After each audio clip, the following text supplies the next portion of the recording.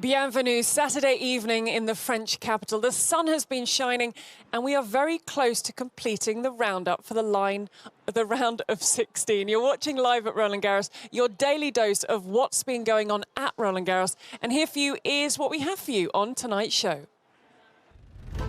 Novak Djokovic secures his 12th consecutive Roland-Garros fourth round. Kenin building momentum as she moves into the last 16. And Roger Federer all set to shine under the lights. We're with you nightly from 7 o'clock. You can find us across all the Roland-Garros social media channels. It's lovely to have your company, together with that of former world number 5, Daniela Hantuchova. Good evening, Danny. Good evening, Gigi. Can you believe we are already a week into Roland-Garros 2021? No, I can't believe that. I can't believe it's already this time of the day. 7 o'clock, where did the day go? It just, it's been so exciting. So many wonderful stories, matches throughout the entire, so far, 7 days. So yeah, it flew by like nothing. And you've also found time to bake. You've been cooking Yes. things for us, which is amazing. Well, I like to take care of my team. I you know, like I've said many times, this is the most fun part I get throughout the year. So I like to, you know, be grateful and take care of everyone that works with me. And you are very kind enough to pretend that you actually like it. No, it's absolutely delicious. And Eli, I believe you've also been enjoying what Daniela has been cooking for us. I have, although I did have to come out on court to work, do some work. And I came out on court here to see the Americano Classico here between Brady and Corey Goff. And as we got here, it was 5-1 and then 6-1, and Brady called in the trainer, and that was all she wrote. Game over. Not quite sure what was wrong with Brady. Maybe leftovers from her battle with Fiona Ferro 2 days ago out on court Simone Mathieu that ended 7-5 in the third. It was a tough battle between the two girls, over 2 hours of play. You could tell she wasn't moving well. First set ended in 19 minutes. Something was wrong, but I mean, I don't know yet what was wrong, but anyways, that's it. And so Corey Goff through to the round of 16. There will be 4 Americans in the round of 16. There were 8 in the third round. There were 18 in the first round. 18 Americans, which is, what, a sixth of the draw. It's crazy. So American women's tennis booming big time. 4 of them in the round of 16. How many will be in the final? That's a question we'll answer in about a week's time. Thank you very much, Eli. It is really impressive, the American women at the moment. Such a shame, though, for Jen Brady, who's had such a great year up to this point, starting with what happened in Australia. Yeah, it's amazing. Actually, the last time I played Roland-Garros, I played her in the last round of qualies here.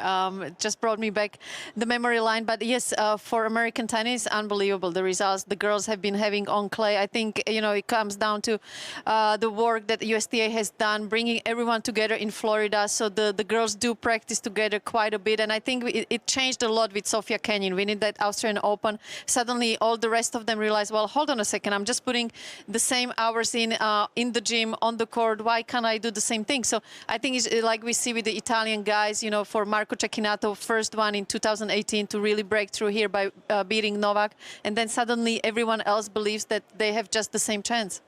Now, for our match of the day today, it was really, some people think of a match of the day, of the best match of the day. For us, it was really today the focus of the day. We wanted to put the spotlight on world number 1, Novak Djokovic, because it's been a slightly different build-up for him. He doesn't normally play a tournament the week before a Grand Slam. Yeah, I think he really deserves to be the match of the day, Gigi, because, like we said at the beginning, the week flew by and we haven't really mentioned him just yet. And to me, it was such a smart move for Novak to play in Belgrade, where he got to spend his time with the family, friends, and just stay really quiet, out of the radar, even though, you know, he was playing matches and winning that title. I think he really recharged mentally, especially. And when he's in this kind of mood, I just love him being able to have that balance, wanting the title just as much as every single year, but having that calmness. You know, we see that when he's in the press conference, he says, you know, I'm just taking it one day at a time. He doesn't say, you know, things like, okay, I'm going to go and win the title. Of course, he wants it big time. He's #1 in the world. So that's what he's thinking. But I think mentally he's in a very good spot. Obviously, physically, you know, he prepares like no one out there. And the movement on clay, it's the best I've seen over the years from Novak. So definitely a favorite of the tournament, but in a really calm way. And that's where I like to see Novak mentally. It's interesting when you started by saying we haven't really talked about him, and I feel we haven't, because all the talk will be around Rafa Nadal. He's coming in, trying to go for number 14. And because Roger Federer hasn't been here for a while, we're talking about Roger Federer.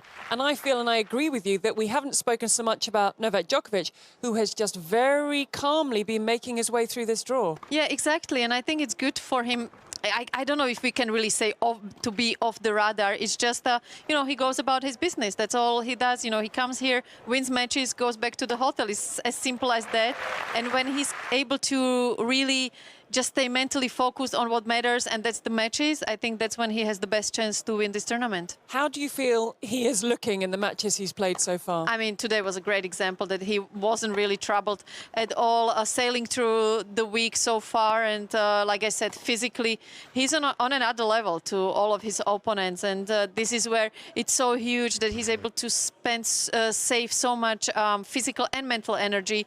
And that's why going into the second week, he couldn't ask for better preparation against his opponent so far. And yeah, just really committed, I would say fit, committed and quiet. 12th consecutive Roland-Garros round of 16. It's a new Open era record for the longest streak of Roland-Garros fourth round appearances. It's a 54th Grand Slam round of 16 appearance. He's obviously the 2016 champion, and today he won 88% of first serve points. He broke Lithuanian serves 6 times, and he never faced a break point. 6-1, 6-4, 6-1 for Novak Djokovic. And next up, a young man he was asked about in press, the Italian Lorenzo Musetti. We never faced each other, but we did practice actually this season on this surface in Monte Carlo a couple of times and other tournaments. So I really like how he plays. He's got a lot of firepower from both forehand and backhand. He can play with a lot of spin. He's got a great feel, come to the net. He can play short balls, drop shots. He can flatten out his serve. He can open up with a good kick and slice. He's got really all-around game. So he's already established himself at that level of tennis.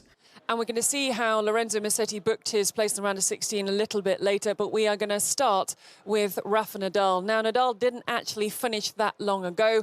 He was on Susan Longland court earlier today against British #2 Cameron Norrie, and Nadal continued to do what he does best. Yeah, and today he was faced with few challenges, obviously not playing on Philippe Chatrier. That's always a little bit of a change for these big champions, and playing another lefty, something he had to adjust as well. But having said that, I didn't see any troubles for him getting through in straight sets. You know, Norrie did what he always does, fought till the end, and unfortunately he was not able to make it physical just because Rafa was another level. And yeah, I mean, I don't even know how to describe Rafa's performances anymore in Paris, because I feel like we are running out of words.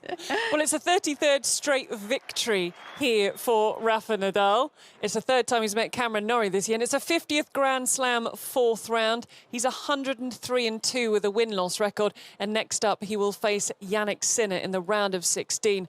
But it wasn't to be for Elina Svitolina, who was dismantled by Barbora Krejcikova. Yeah, very solid performance from Krejcikova, and she's continuing to have a great form on clay this year. And I think, you know, all those matches she has played on Philippe Chatrier in doubles in the past has helped her big time. We're going to discuss that a little bit later. And she really gave no chance for Svitolina to even get into the match, which is quite a performance, because, you know, we know how solid Svitolina can be here in Paris.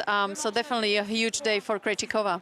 On the doubles here in 2018, her win-loss since the start of May, she's won 10, she's lost 1. That was a 3-setter to Iga Swiatek in Rome. Some crazy form for the Czech player. She moves through, as does the 28 finalist Sloane Stephens. I'm always so glad to see Sloane playing this way, because I know how much she's got in her game, and that forehand to me, just like we saw there with the winner, it's one of the best I've ever seen in women's tennis because of that wonderful wrist action. She's able to create angles like not too many other girls can do or has done in the history of the women's tennis. So definitely the forehand side is what brought her to the finals a couple of years ago, and very close of taking the trophy with her home. So it's good to see her doing so well once again, and she's going to have another test in a Czech player in 2 days' time. So this was a good preparation for that matchup. Yeah, first time in a Grand Slam second week since Roland-Garros quarter-final in 2019. In her last 9 appearances here, she's made it to the second week 7 times.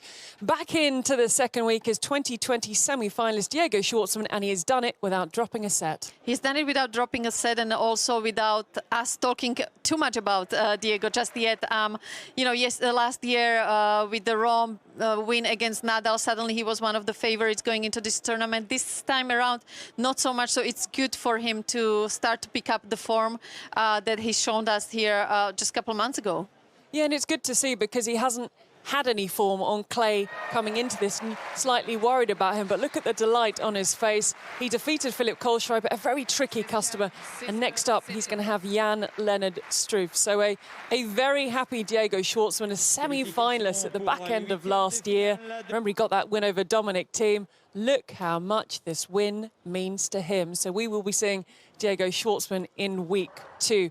Still, the highest seed remaining in the women's draw is Sofia Kenin. Gigi, I got to give it to you. You saw it at the beginning of the tournament that she was going to do well. I did not see that coming, but she has that ability, Kenin, to suddenly surprise us with playing great tennis out of nowhere. Last year, the same thing. She lost in Rome, 6-love, 6-love. Suddenly here, she starts to play unbelievable tennis. I think also good for her to finish up with her old team, and now she's looking to build a new one. So the father is not around as much anymore, and sometimes it's refreshing, try to figure out things on your own for a while, and good day for American tennis, that's for sure. She hit 48 winners to Pegula's 18. It wasn't the cleanest of matches for Kenin, but the fighting spirit that she shows time and time again is what's taken her already to be a Grand Slam winner in Australia. A lot of talk, a lot of chat about the teenager, the qualifier here, Carlos Alcaraz, who went down to Jan-Lennard Struff, and really nicely, actually, Eli spoke to Struff afterwards and said, what did you say to him at the net? And he said, keep going, you are doing so well. Even when he was on the brink of defeat, Alcaraz showed such fight. Yeah, absolutely. I mean, that's the future of men's tennis right there. Very impressive what he's able to do already at such a young age, where it's not that easy to break through, earlier on, as it was maybe in my generation, I would say. And very, very solid from Struff. That's what you're always going to get from him. Great fighter. And also I feel like today, because the conditions were a little bit heavier that time of the day, definitely was feeding more for Struff.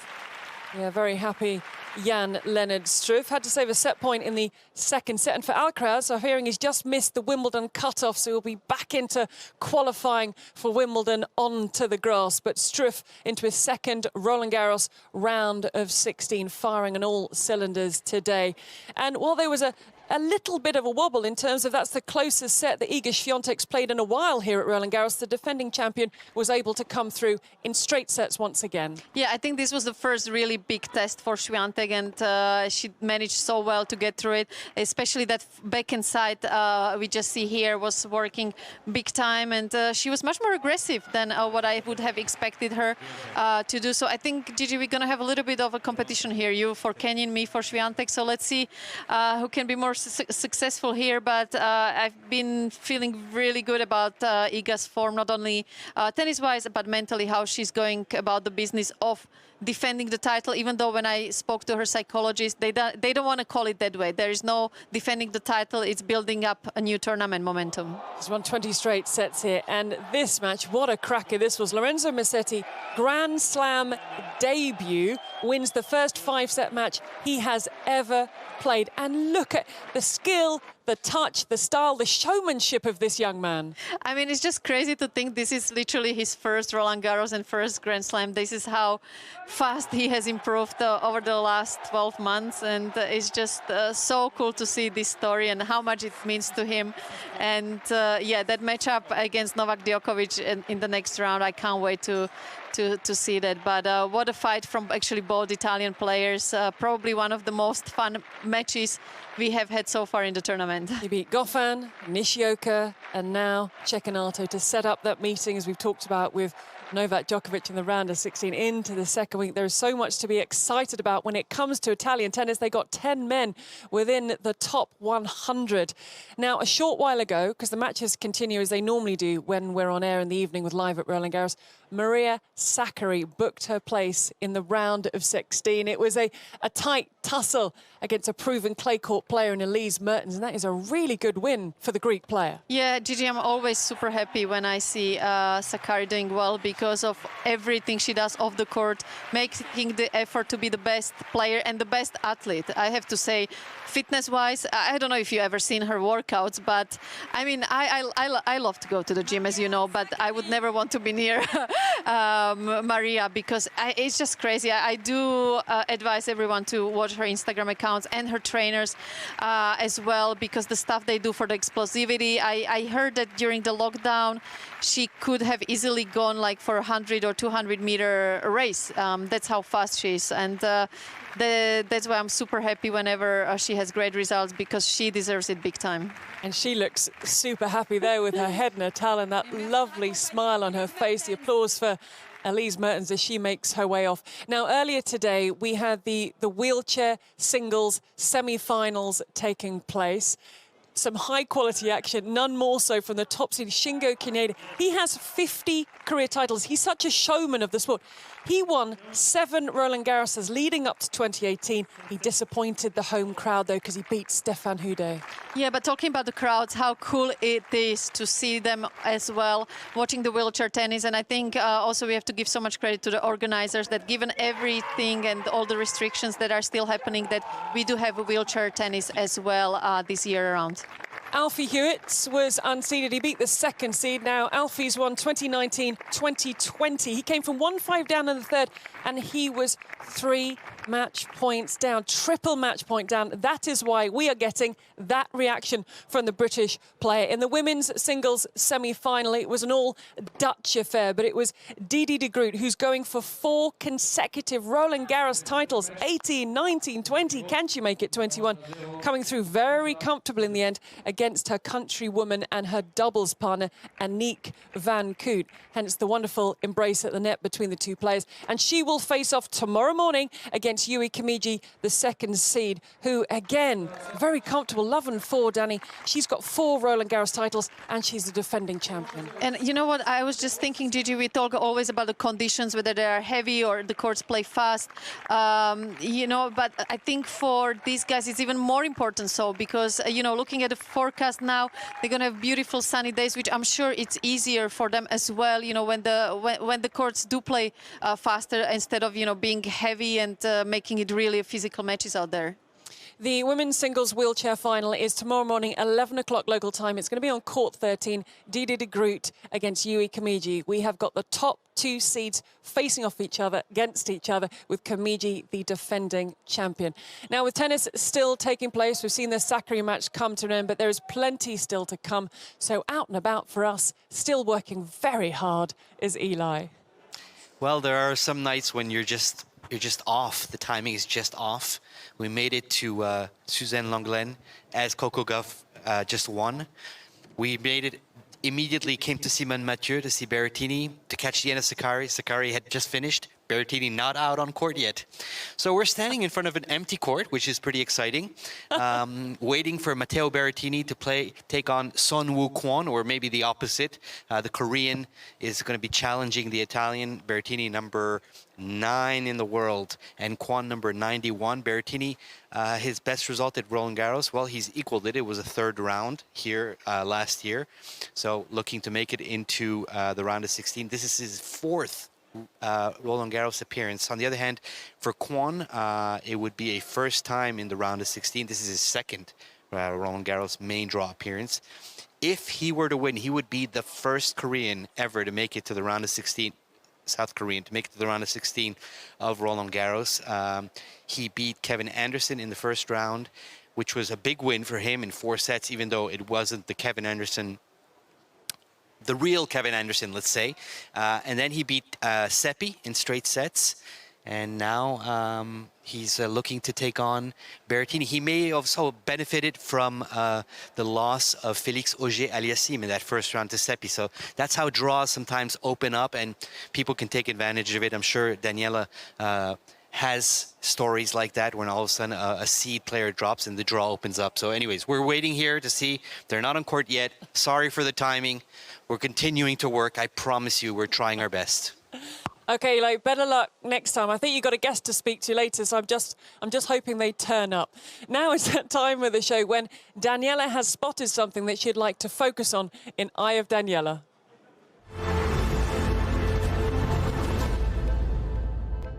Now, Danny, I think this is a really interesting one today, and shortly we're going to be hearing from some players on this topic. But why was it you wanted to talk about this? Well, first of all, it's something very personal, and that has helped in my career as well. But I'm just going to say 3 names: Krejcikova, Swiatek, and Coco Gauff, because they are the perfect example of what I want to discuss today, and that is how beneficial it is for the players, especially at the beginning of their careers, to play doubles as well. Krejcikova today, great example, playing out there at Philippe Chatrier, where can be overwhelming if you're not one of the seeded players to play on such a big court.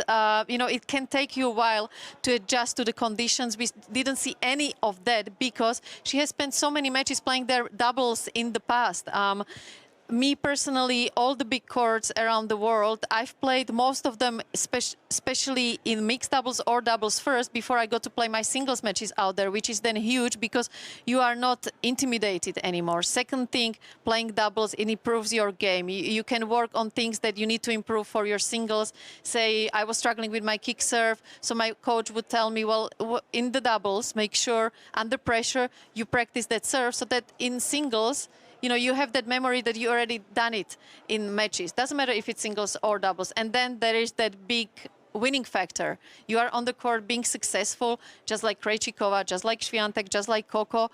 Singles or doubles doesn't really matter. It's winning, and that's where you can transfer that confidence, playing well in doubles, into your singles. So my advice, especially to the young players, play as much doubles as possible. Swiatek last year won the singles, made finals of doubles. The best example of that. We see it with Coco playing so much last week, winning Parma in singles and doubles. Krejcikova, another great example. So go out there and play as much doubles as possible. I remember speaking to Marin Cilic a couple of years ago, and he was in singles and doubles at the tournament. He was progressing in the singles, and I said, are you going to stick with the doubles? And he said, yes, because my coach has told me that I need to work on coming forward, and the best way to do that is to be out in the doubles court. Yeah, absolutely. That transition to the net, I mean, it's the best example where you can learn that, and you can practice it as much as you want, but there is nothing like being able to do it in the matches. And it's easier because on the doubles, if you're a singles player, there is not so much pressure. So once you are able to do it, then it's easier to transfer it to your singles game as well. Now, this was a question that we put to a couple of the players that we spoke to earlier who came in to press: Jan-Lennard Struff and world #1 Novak Djokovic. I played doubles actually to serve my singles, to be honest. It was always the case. I think it helps a lot with the return and serve. Probably those 2 elements in the game can be improved if if you play one or 2 or 3 doubles matches. It can make you feel better. I mean, that's at least on my end. I mean, that's how I felt after the doubles match. I could return better. I had more time because in doubles, you just, someone is constantly crossing and they're putting pressure on you that you have to return a perfect serve. And in singles, it's different, obviously different rhythm. So yeah, it can help, but again, it's very individual.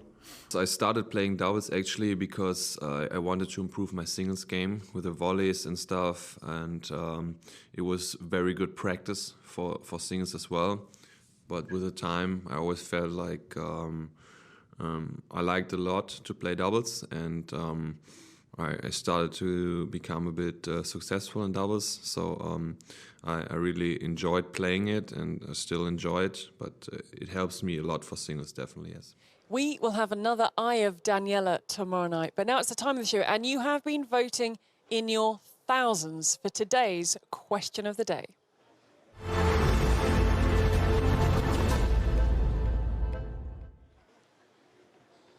So here it is. Who will come through the top half of the men's draw? And it didn't just end there. There followed three names: Rafa Nadal, Novak Djokovic, or Roger Federer.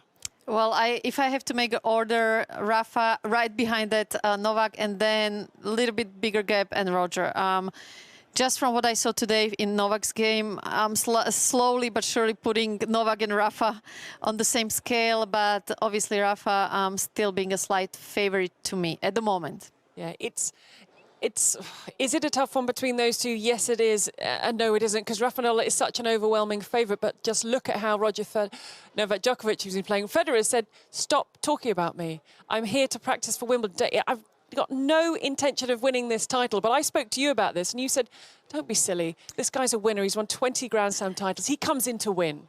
Exactly. I mean, you have that mentality somewhere back of your mind, even though, you know, you've been away from the game for such a long time. I just can't imagine Roger entering a side of a tennis tournament not thinking he's not going to win. So I think it's there, maybe, you know, also taking a little bit of pressure away, just not expecting too much from himself. Now, like I said, I just love Novak's mentality. You know, he's super quiet, super calm. So, yeah, I'm going 60 to Rafa, 40 to Novak at the moment. Oh, okay. Now, I'm not sure how scientific this is, because we went out to speak to the fans. And basically, if you're a fan of Federer, you'll say Federer. Djokovic, you'll say Djokovic. But here's what we found when we went out and about in Roland-Garros. Rafael Nadal. I think it'll have to be Nadal. I mean, right? I mean, it's the clay court, so he's got to... Joko? Nadal. Nadal. Rafael Nadal. Nadal. I think Djokovic. I hope Nadal. Musetti.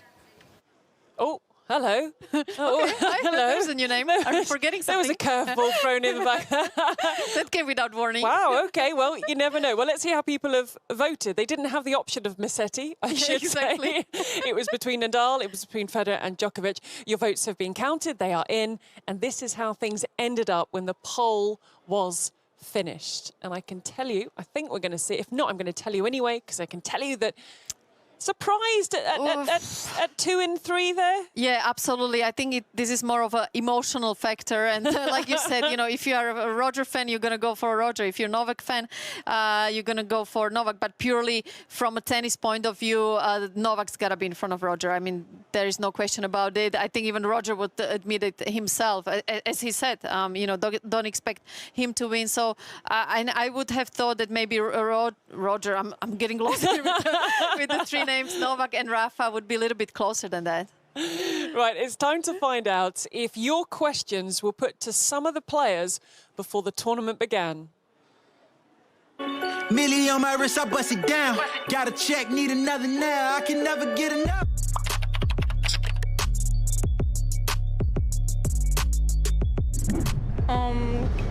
I would say that Poland is one of the most beautiful countries because we have sea, we have mountains, we have lakes, we have great forests. Since I was young, I was traveling in the whole world, and I actually didn't have a chance to see Poland, and I didn't see many of the places, but I was on holidays last year at Mazure lakes, and they're great.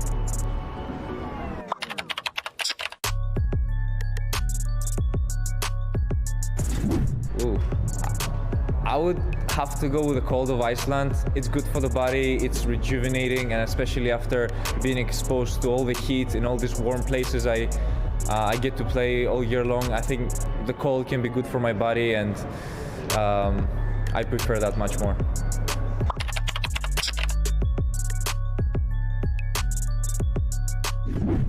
We have so many good restaurants, so the one I really like is Blue Meteor, so you can go there, and it's a great place, and there is a good atmosphere, so yeah, you will like it.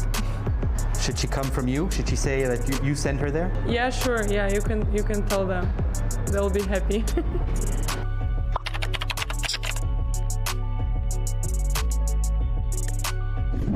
Honestly, I think it's just kind of heartfelt memory to me.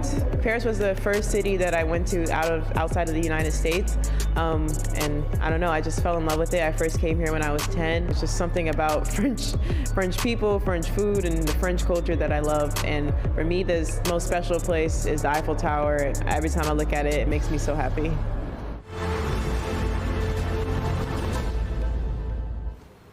Next time we're in Minsk, Danny and I know where we're going for dinner as Roger Federer makes his way in. He's under the lights. He's featuring the night section against Dominic Koepfer. And I have to keep reminding myself, and Roger Federer has said, look, have no expectation on me. This is just the 6th match of the season that he'll be contesting. Yeah, no, it's incredible, especially the way he was able to play after being such a long time away against Marin Cilic. The first kind of round, I expected it because he was facing someone that hits the ball super clean in Istomin's games, and this is a perfect matchup for Roger. But the way he played against Marin, that was for me a big change-up. I think Roger said it himself that he didn't expect he was going to play that well, and you know, he's starting to feel good about himself, and I just love the entrance. You know, without Beck, he's got his team to take care of that, and just like everything he does, it's super cool. Just the way he walks around the grounds as well. He's looking for a 68th Grand Slam round of 16 and a 15th here. I mean, the numbers, when we're talking about Nadal, Djokovic and Federer, the numbers are ridiculous. Yeah, I mean, this is where you kind of stop counting and let's just have them finish their careers, and then let's all of us, you know, from the media part, start to talk about all those incredible numbers they achieved, and I don't think it will ever be broken. I mean, probably for the next 200, 300 years.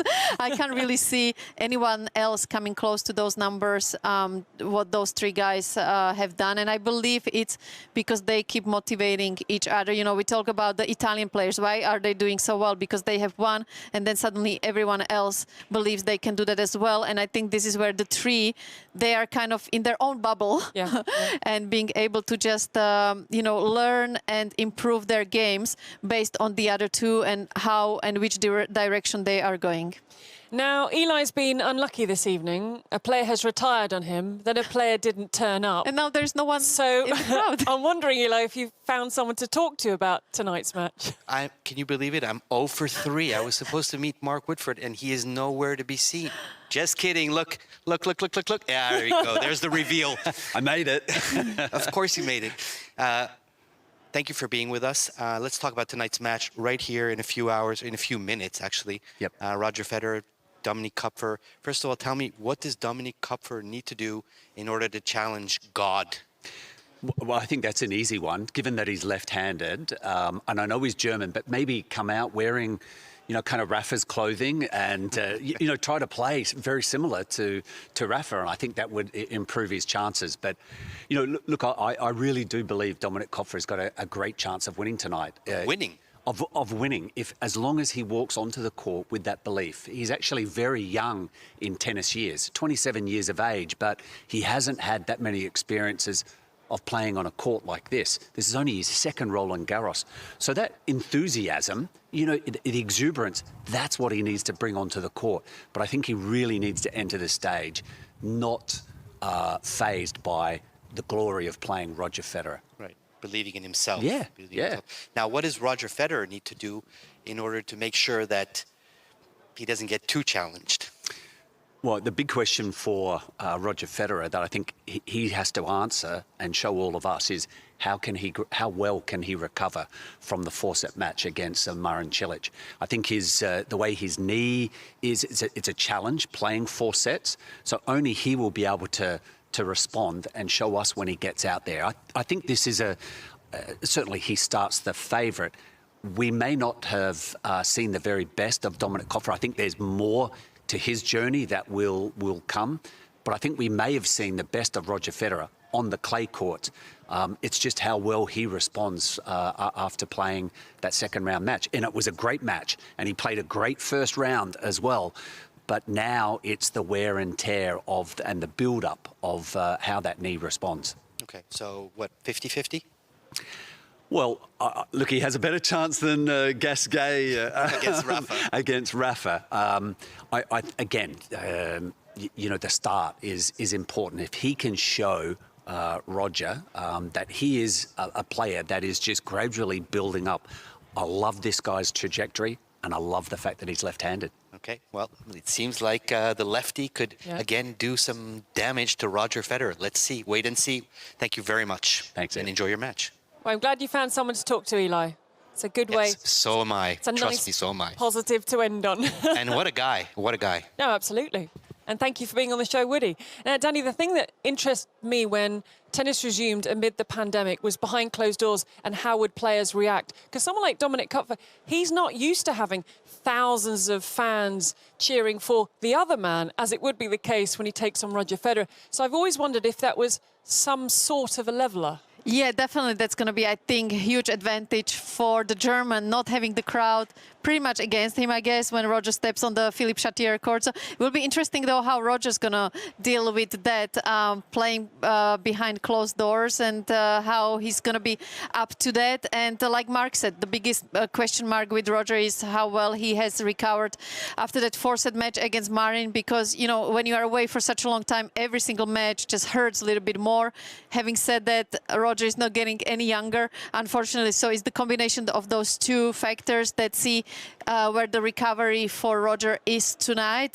So there are a few things that Roger has to deal with, and we'll see how ready he is for them. Let us take a look at the order of play for tomorrow, focusing on Philippe Chatrier and Susan Longden as we get stuck into the round of 16. Victoria Azarenka against Anastasia Pavlyuchenkova, Stefanos Tsitsipas against Pablo Carreño Busta, Serena Williams, the highest seed in the bottom half of the draw, against Elena Rybakina, and then this could be a long one, Sasha Zverev against Kei Nishikori, the not before 9. And looking at Susan Longden, we've got Tamara Zidansek against Joanna Koster kicking things off. Former runner-up here, Marketa Vondrousova against Paula Badosa, who I know, Danny, you've been talking about a little bit. Christian Garin against Daniel Medvedev. That's going to be a test for Medvedev. And then Alejandro Davidovich for Kina, rounding things off against Federico Del Bonis. Definitely Zverev and Nishikori. I wonder how Kei is going to feel about this match. He only played 1 set in his previous one, so I think he's hoping for 9 sets, if my math is right. Okay, I'm not, because I'm working on this match. Well, one way or the other, I think that could be a long one, given the fact that also Sasha sometimes likes to make things a little bit complicated. So definitely, to me, that is going to be the match of the day. Now, a couple of things for us to focus on just before we go this evening. We are going to be keeping a very close eye on Roger Federer against Dominic Koepfer, but we're also getting stuck into the RG fantasy game. So we pick 8 players, we sort out tactics, we challenge each other. Okay, where are you with your... Now, you can find this on the RG Gaming Zone, on the app or the website. You have to have a go at this. You're testing your knowledge, you're challenging your friends. I'm challenging Danny. It's going to be a tough challenge. How many of your 8 players do you have? Well, Gigi, I'm already sorted almost. I already picked 6. I don't know about you, but I'm almost ready to go. Yes. Got 6 already. Okay, I've got 4. And I can't make a decision. Well, I've got to hurry up, haven't I? Yeah, you better. The round of 16 stage. But did I tell you there's prizes up for grabs? Well, that's why I'm almost there, ready to go. Because you're ahead of me. Okay. Challenge on? Challenge accepted? Absolutely. Okay. So as you saw there, you can go on the app or the website. It's the RG Gaming Zone. Get involved with your friends. It's a lot of fun. Now, don't forget to keep an eye on the website and app for the rest of the results today. Radio Roland-Garros will have commentary of Roger Federer against Dominic Koepfer from 9 o'clock. And Danny and I will be back tomorrow at the same time of 7 o'clock, rounding up the action from day 8 at Roland-Garros.